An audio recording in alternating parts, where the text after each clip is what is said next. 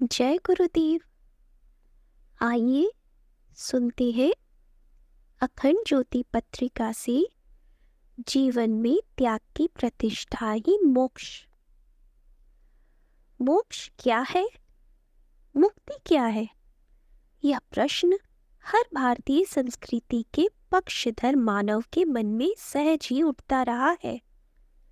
सदा से ही उसके पृथ्वी पर आविर्भाव के काल से कई व्यक्ति ये समझते हैं मोक्ष मरने के बाद शरीर रूपी बंधन से छूटने के बाद ही मिलता है।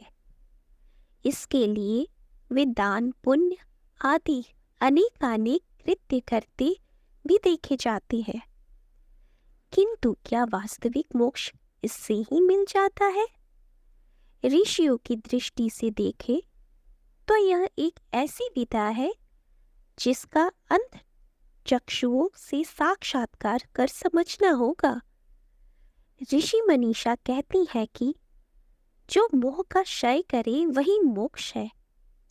यह संदेह भी जीवन मुक्ति स्थिति में किसी को भी प्रयास करने पर मिल सकता है। मोक्ष वस्तुतः जीवन में त्याग की प्रतिष्ठा का नाम है। वासना तृष्णा अहंता रूपी त्रिविध बंधनों पर मुक्ति प्राप्त कर आत्म तत्व की ओर उन्मुख होने का पुरुषार्थ ही मोक्ष है। इस मोक्ष देने वाले ज्ञान का स्वरूप भारतीय दर्शन की विभिन्न विचारधाराओं के अनुसार भिन्न भिन्न हो सकता है, किंतु लक्ष्य सभी का एक है।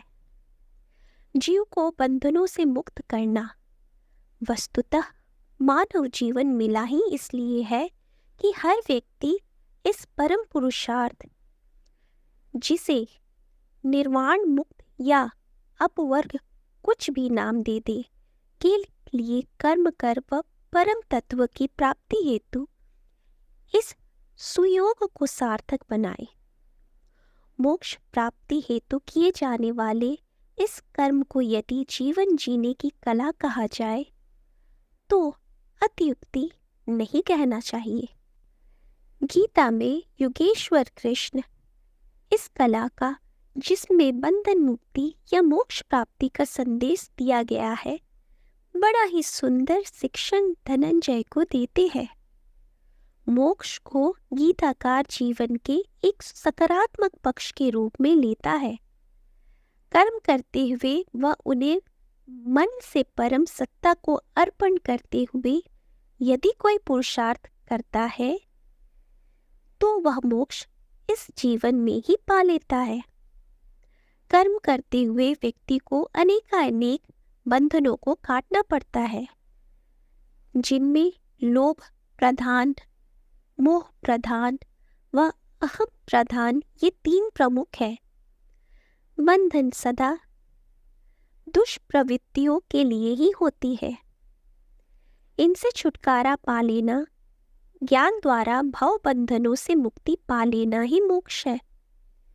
यदि यह दूरदर्शिता हमारे अंदर जाग जाए तो मोक्ष का तत्व ज्ञान समझते हुए हम जीवन को सफलता की चरम सीमा तक पहुंचा सकते हैं। यह मार्ग ऋतंभरा प्रज्ञा के आश्रय के रूप में प्रत्येक के लिए खुला है। अखंड ज्योति, मई 1995, पृष्ठ 1। जय गुरुदेव।